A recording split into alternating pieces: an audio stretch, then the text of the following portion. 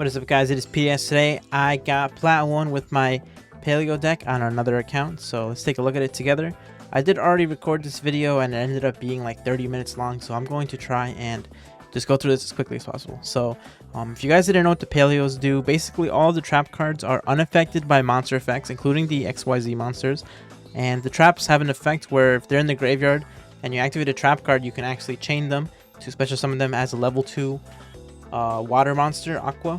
And like I said, they're unaffected by monster effects, so it's really useful against cards like Zeus and like something like Blue Eyes Alternative, you know, the cards that destroy them, Zodiac Trident, etc. Okay, so let's go for the card for card.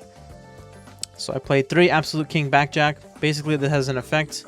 When it's sent to the graveyard, you can look at the top 3 cards of your deck and stack them in any order, and then it has a quick effect. In the graveyard, you can banish it to look at the top card of your deck, and if it's a normal trap card, you can set it onto the field and activate it the same turn. So really nice in this deck, of course, and it works really well with Fiend Griefing. So Fiend Griefing lets you target one monster your opponent controls, shuffle it into the deck. Then you can send one Fiend monster from your deck to the graveyard. So it works really well with Fiend Griefing, obviously, because it's a Fiend. So you can shuffle something back that they really need, and then you can send Backjack and get even more advantage. So really nice interaction. Then I play 3 Dupe Frog, 3 Swap Frog, and 2 Ronin Totems. So Dupe Frog basically has this effect where your opponent cannot target monsters other than Dupe Frog for an attack. So really cool.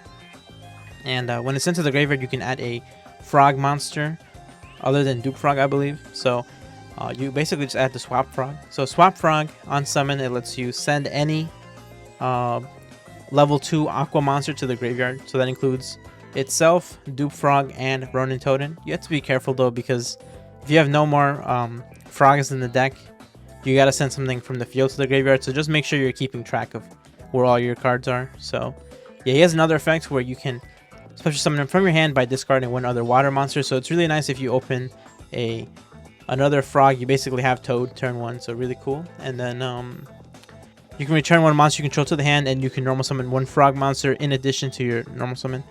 Basically, like if they imperm, you can just put it back to your hand and then use it the next turn. So it's fine. Imperm, Ash, whatever, Valor, because it returns to the hand as cost. And Ronin Totem in the graveyard, you banish a frog monster, special summon it. So basically, it's just link fodder. Okay, so 3 card demise. If you don't have cards in your hand, you draw 3. You can't special summon. Kind of conflicts sometimes, but you know, obviously you guys can see I have like a bajillion trap cards, so it's never a bad thing to see this card in a simplified game state. Or even if you're it's good if you're losing, it's good if you're winning, and it's good if it's just like, you know, even, because then you're going to be really ahead. So it's a great card in this deck. Definitely recommend playing it. If you have to special summon, then you know, you just use this on the next turn. 3 Pot of Desires. You're playing 60 cards, so really easy to resolve multiples, and you're going to see a lot of really good cards. So yep. 3 Grass, because you have a lot of traps that trigger in the graveyard. So you have all the Paleos that will special summon themselves when a trap card is activated. You have Rise to Full Heights, which we'll get into, and Lost Wind, and also Breakthrough Skill. And then of course the frogs as well are really nice, and Backjack. So a lot of really good graveyard effects.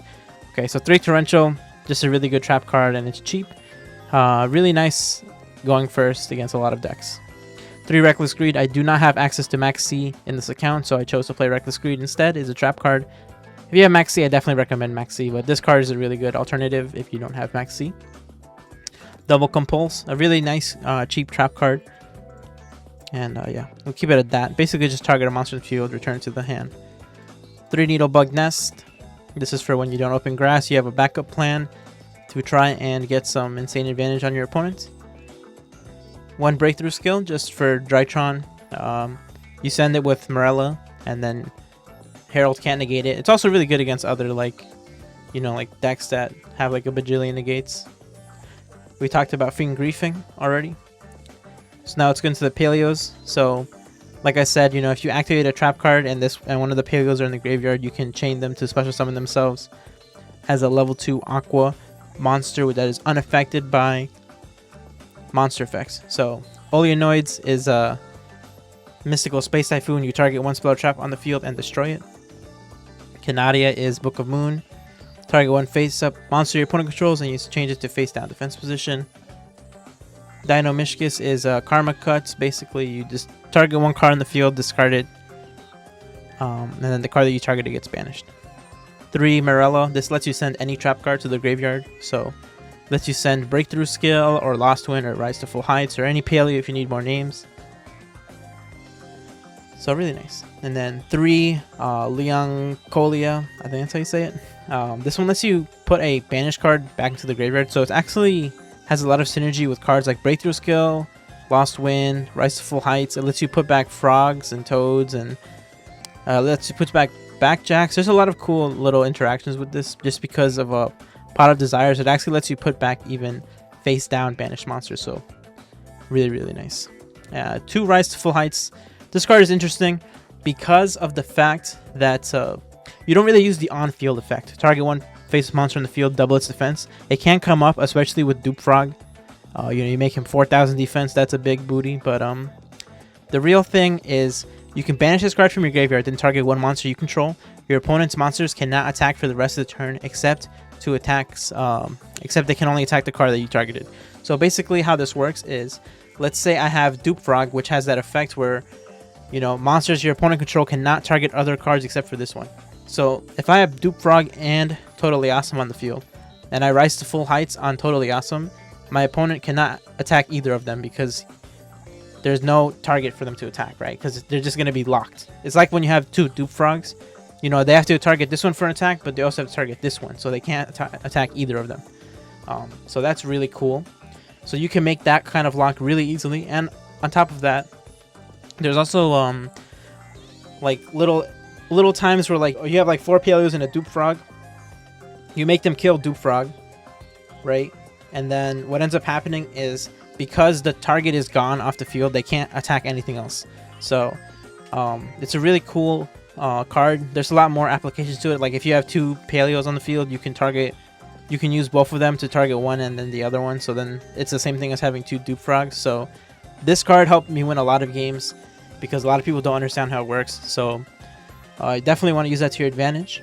There's also like times where like I had games where they'll activate like Raigeki, and I have like a Dupe Frog on the field or any kind of frog monster, and then I activate Rise to Full Heights on it in the graveyard, and then because the target is gone off the field, they can't attack anything, so I just live the whole turn. So this card's amazing in this deck, especially because it's a trap card. Alright, then 3 Lost Winds. Target one face up special summon monster on the field, negate its effects. Also, its original attack is halved. And then if a monster special summon from your opponent's extra deck, well, as cards in your graveyard, you can set it, but banish it when it leaves the field. So it's cool to get it off of grass because it'll just reset itself as soon as they special summon from the extra deck. You can activate it during the damage step, and it's permanent, so it'll negate and halve for as long as it's on the field. So it doesn't go away at the end phase. And then I play 3 Evenly Match. This is only because I don't have Imperm. I'll show you guys what I would play optimally, but this is actually a really good card going second. It's not really advantageous to you that it's a trap card because you don't really want to be chaining to Evenly Match. But I just played it because it's one of the most generic cards I could play going second that could beat a lot of decks. It just happens to be a trap card, but it doesn't really have any really insane synergy with this deck. And then finally we play 3 Trap Trick. This is a really interesting card to play because you have to be pretty careful with it, because once you activate it, you can only activate one more trap card for the rest of the turn. So usually what you want to do is I'm not saying you do this every time, but what I like to do is I activate Trap Tricks, I'll chain a Paleo in the graveyard, and then my Trap Tricks will set something I need, like, the MST or the Morella. I'll activate Morella, and then that'll give me another Paleo to special summon from my graveyard. And then I'll send Breakthrough Skill or something I need, and then I have 2 level 2 monsters on the field, so the following turn I can actually make a lot of plays. So this card basically gives you 2 Paleo monsters on the field if you have 2 of them in your graveyard, so it's good for that. And also it has a purpose of getting to any trap card that you need, like Compulse or Reckless or Needlebug or whatever you need during any situation. It's an additional copy of those cards. It's great in a 60 card deck because we need a lot of ways into cards consistently. Okay, so I hope I did a good job explaining the main deck. The last time I did this, it took me 30 minutes because I think I was way too thorough, but this time I did it in 10 minutes, so we're on a good pace. Okay, so Next up, the extra deck, Utopic Future. I honestly made this guy only one time to go for game, but this guy is the real MVP.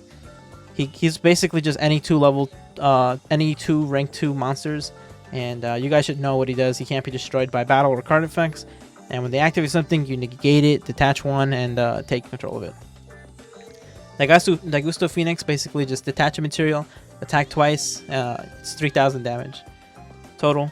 Sky Cavalry, this is usually when you make Zeus, can't be destroyed by battle while it has an Xyz material, and then at the end of the damage step, if discard battle an opponent's monster, you can detach one material and then return that opponent's monster to the hand. So this effect is useful sometimes, but usually you just want it because it can't be destroyed by battle, so you swing in. So that's 2 materials, you put Downard on top. That would be 3 materials under the Downard, and then you put Zeus on top of Downard, so that'd be a 4 material Zeus. Okay, so Cat Shark, while it has a water monster as an Xyz material, originally water, it cannot be destroyed by battle. Then once per turn during either player's turn, you can detach one XYZ material, target one rank 4 or lower monster. Its attack and defense become double until the end of the turn. So it's great for making Toad like 4400 to kill over things like Chaos Max.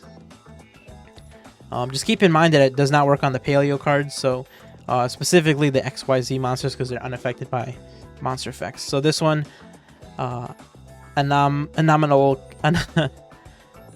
This one, Anonimal. I'm not even gonna bother saying. Okay, so if a trap card is sent from the spell and trap zone to the graveyard, you can excavate the top card of your deck. If it's a trap card, add it to your hand. Otherwise, send it to the graveyard. The main effect is during either player's turn, if this has a trap card as an Xyz material, detach one XYZ material, target one card in the field, destroy it. So that's spells, traps, monsters. It's basically like Zodiac Trident, but just way better. You do need 3 level 2 monsters for this one, but it's really easy to make in this deck. Next up, we got Opabinia, unaffected by monster effects. You can activate Paleozoic trap cards from your hand. This guy is insane. He really helps you combo off pretty hard. If this card has a trap card as a material, you can detach one, add 1 Paleo trap card from your deck to your hand. So he's great for getting anything you need, especially Leoncolia, because you can like return stuff and like Ronin Totem and just keep going off. So it's great. One totally awesome. It's at 1, but you can just recycle it forever. Basically, during the standby phase, you can special summon 1 frog monster from your deck. So usually on their turn, you want to summon Dupe Frog, and then on your turn, you want to summon Swap Frog. That's usually how you'd want to do it, because Dupe Frog has protection and Swap Frog gets you more plays.